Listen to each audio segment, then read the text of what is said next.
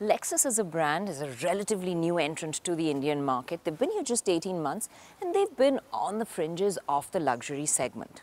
Now they did have the ES, earlier version in the Indian market, but that was an outgoing model. With this brand new ES, they're looking to bring a new generation of buyers into the Lexus fold, be a larger player. Let's see what the new ES brings to the market.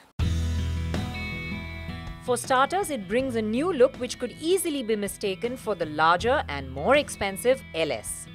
The car has cuts, creases and lines across the body which play with light and give it a striking look. The massive trademark spindle grille grabs your attention, and if that's not enough, all the body creases in this bonnet and along the side draw your attention to the prominent nose. Along the sides are the uniquely shaped headlamps that make me think of the superhero Flash and Captain Marvel's lightning bolt logos. The sloping roofline defines a nice-looking side profile, and the 18-inch chrome alloys add the drama. The rear has a new boot-lid spoiler and the signature tail lamps. There is no doubt that this sporty and aggressive design will turn heads. Now, if the outside tempts you, the interior will draw you in further. Enter the ES, press the start button and you have a cool startup display that welcomes you into the car. It stretches right across the multimedia, the large multimedia screen and the digital display in front of the driver. You pretty much have everything that you want out of a luxury car. You have heads-up display, you have a cool trackpad that operates the multimedia system, you have electronic adjust for the steering wheel, you have 14-way powered seats for the driver, 12-way powered seats for the passenger. In fact, the seats themselves are extremely comfortable, very well bolstered. The fit and finish on the inside is quite impeccable. Material used are good overall. All the shut and close operations are very well damped. It does feel like a luxury car. However, there are some bits that stand out as misfits in this world of luxury, like the lower plastics that seem a bit basic in the otherwise plush cabin. Also notably, the sunroof shade has to be operated manually. But then you get a host of other features to ensure that you never feel shortchanged.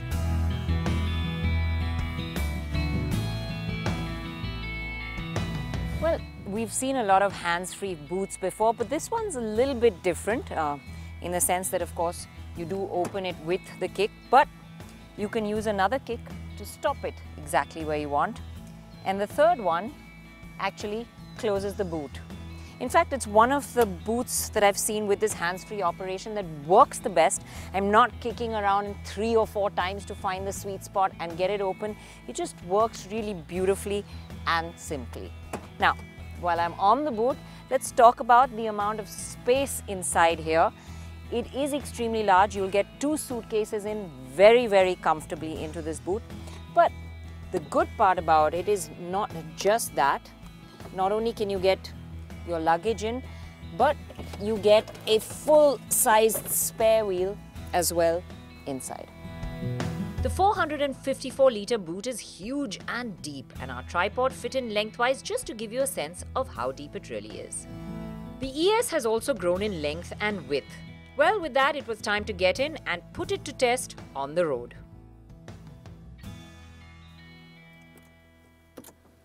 Start off and save for that little beep that lets you know you're ready. You waft off in this bubble of silence because the Lexus is a hybrid and the electric motor gets you off the line. Now, this cabin is really silenced and hushed, and not only because you're not hearing an internal combustion engine at work, it's because it's so well insulated that it isolates you beautifully from outside sounds as well and makes it feel every bit a luxury car. A lot of detailed engineering makes this possible. Interestingly, the hyperchrome alloys are actually hollow in this car. They channel the hot turbulent air, absorbing tire noise to a certain extent. While this works superbly on tarmac, we did note that the tires had quite a noticeable whine at higher speeds on the Yamuna Expressway. Other than that, the active noise cancellation and additional polyurethane foam in the pillars are what work to cut out the outside sounds. However, extend your foot to get a burst of power and you do hear that stretch of the CVT gearbox. It is better than before, but the sound is still there. You can actually hear the CVT more than feel it. The rubber band effect is nicely masked. And it's only when you flatten your foot to extract maximum power do you feel it. At all other times, the power is delivered smoothly and effortlessly. Now this is meant to be a luxury car and it delivers its performance in a luxurious, refined manner. There's no thrilling bursts of torque. It's a nice linear acceleration. And every time you extend your foot, you do get a burst of power, so overtakes do come easily.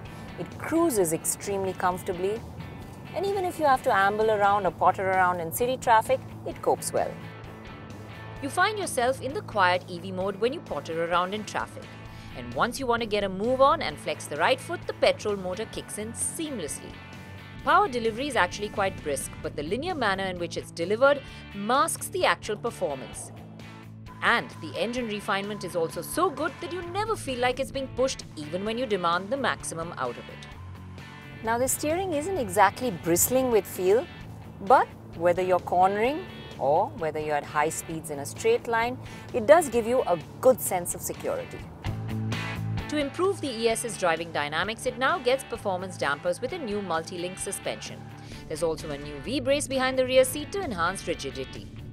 What also helps is that the entire battery pack, which is now lighter than before, sits lower to further lower the center of gravity as well and optimize weight distribution.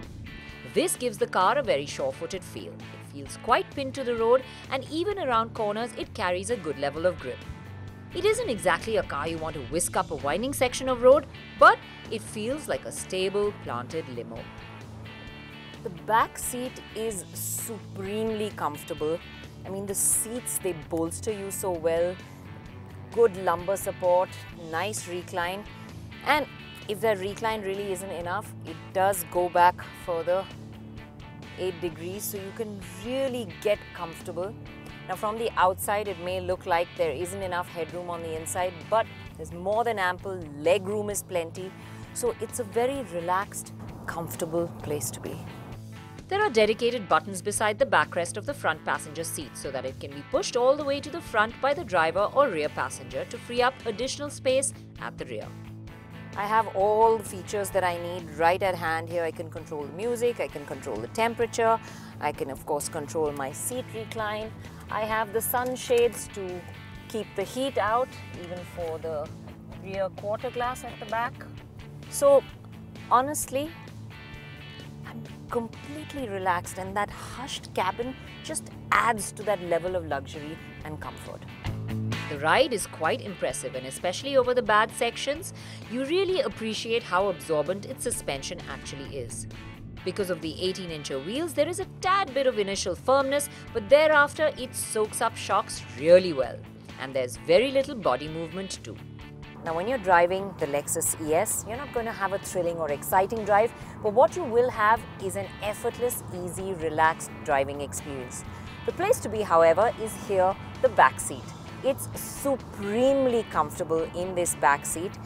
It's a hushed cabin, you've got plush seats, ample space, good ride quality. So every destination you arrive will be in utmost comfort and luxury. Now remember, while you're doing that, you'll also be leaving less of a carbon footprint because this is a hybrid. Lexus's omotenashi, which is the word in Japanese for hospitality, promises a sales and ownership experience that's a class apart, and that just might make it very appealing to the head. Now, of course, all good things come at a hefty price tag, so you'll have to shell out 59.13 lakh for this Lexus ES 300h.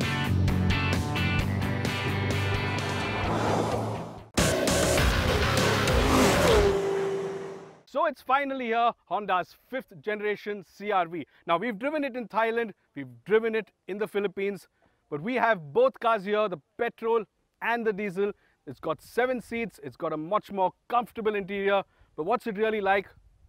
Let's see.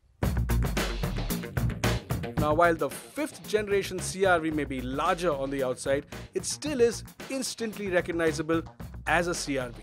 There's a new split grille, there's more chrome, it gets daytime running lights, and viewed from the side you can tell there's even more glass area. The dual tone alloys add a smart touch, and around the rear the L-shaped LED lamps are attractive too. Now we've taken a look at the interior in our earlier video, but there are some changes on this one. So let's take a look at that first.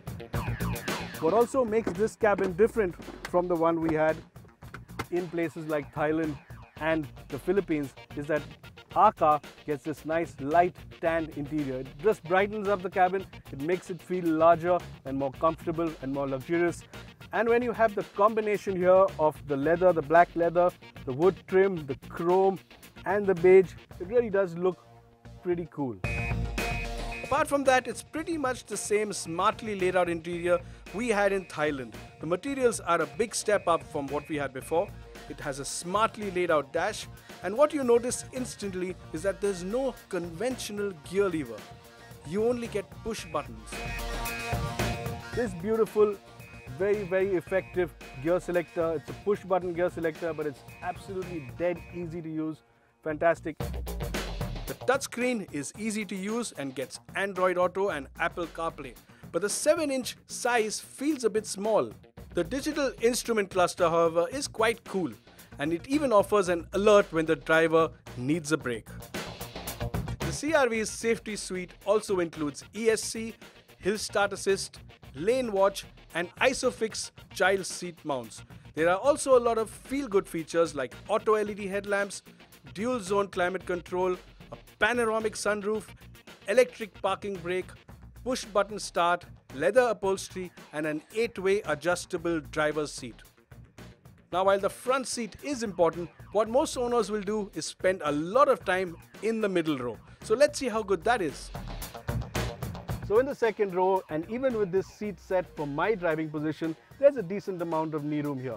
Now I know what you'll say, it isn't too much, but wait. You can slide this all the way back. Of course, no one will be able to sit comfortably in the third row, but look at leg room here. And a good amount of thigh support, good amount of shoulder support. But yes, headroom is an issue. It's tight even for me. And if you're 6 feet tall, well, this may not work. Still, there are some nice touches here. Couple of USBs, 2.5 amp USBs, and you get this massive panoramic sunroof. But the best bit is a slightly theatre seating position. You're seated slightly above the front row. You get a nice view of the row ahead, and that's pretty good. But the talking point about this car, like I've said earlier, is the fact that it now gets a third row.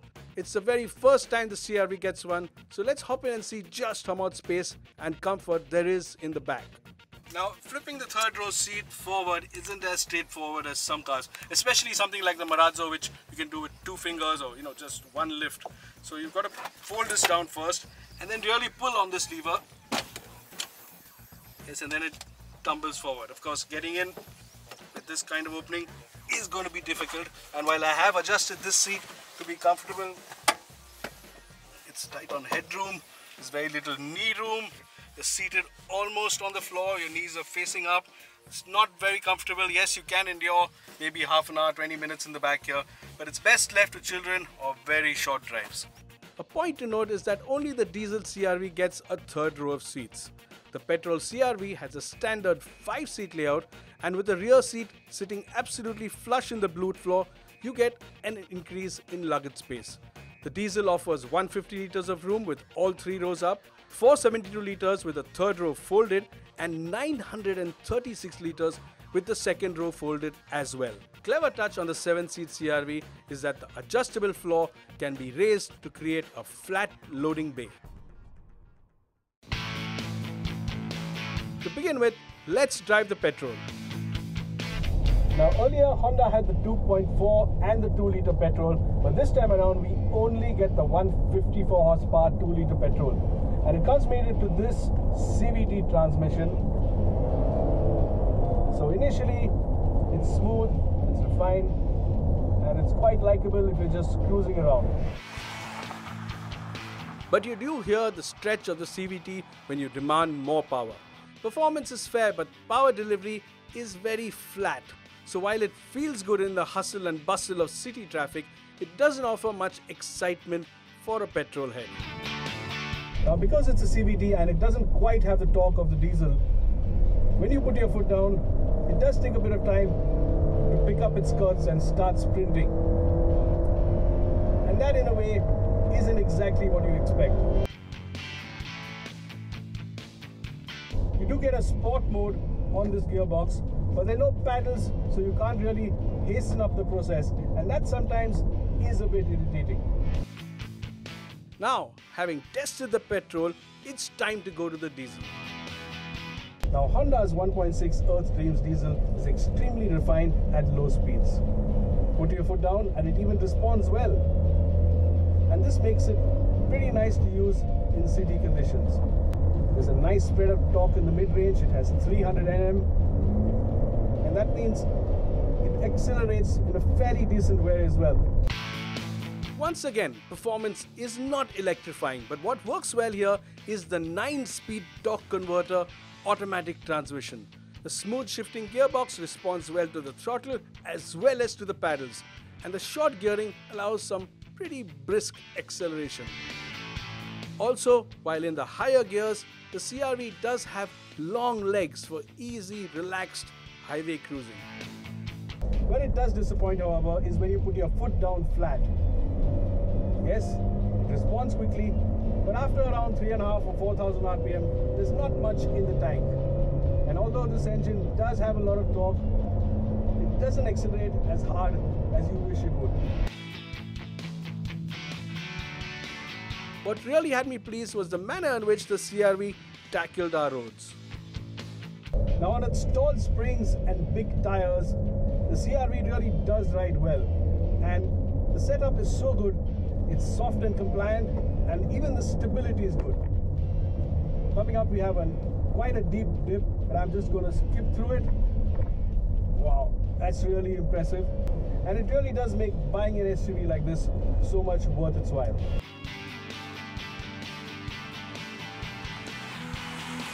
And it isn't just the ride. Honda has also aced the handling bit. Now, with a big, bulky SUV like this, weight transfer, body roll should all be big factors. But the CR-V drives so well, it's an absolute pleasure to take, even on a winding road. Come upon a tight corner like this, you can actually enter it with a lot of confidence. Yes, there is a bit of roll, but the steering's delicious. It points where you want it to go. It's not as exciting to drive as the third generation CR-V, but it's still nice to drive as far as SUVs go. With its new diesel engine and third row seating, the new CR-V is a clear improvement on the earlier generation car. Yes, the diesel could have had a bit more power, and the third row is only for occasional use. But for the typical urban SUV buyer, the CR-V offers the right ingredients in a refined, comfortable, contemporary package. Expected to be priced from Rs 27 lakhs for the petrol to around 30 for the diesel, the CR-V is a bit expensive. But what you'll also get for your money is a well-made, comfortable SUV that's light and easy to drive. And that's something full-fledged SUVs and rivals like the Toyota Fortuner and the Ford Endeavour can't lay claim to.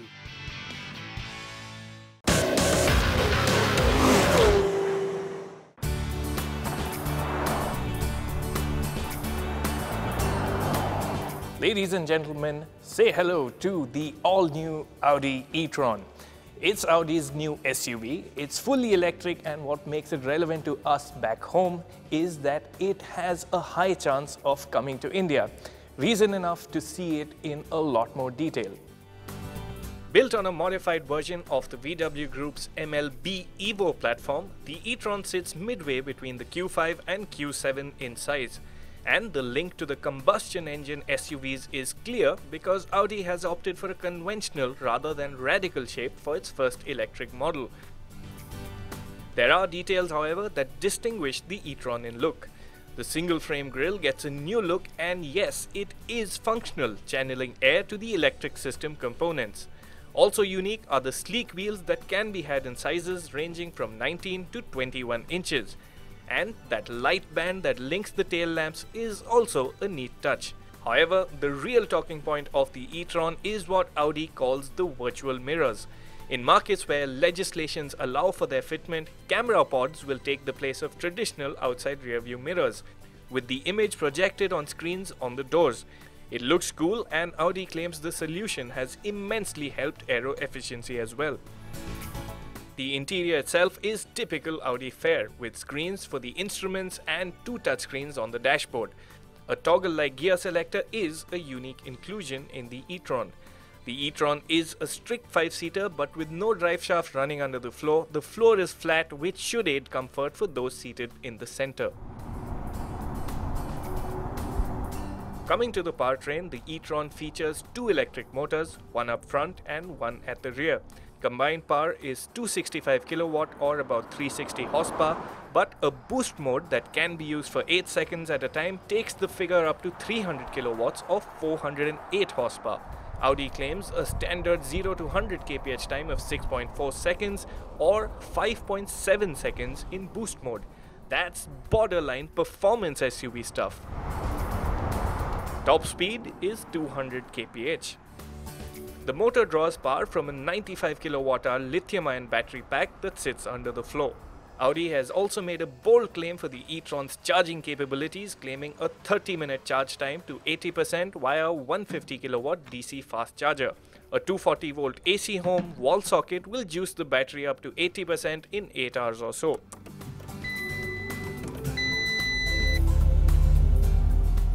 Also, if Audi's claims are anything to go by, range anxiety should be a thing of the past.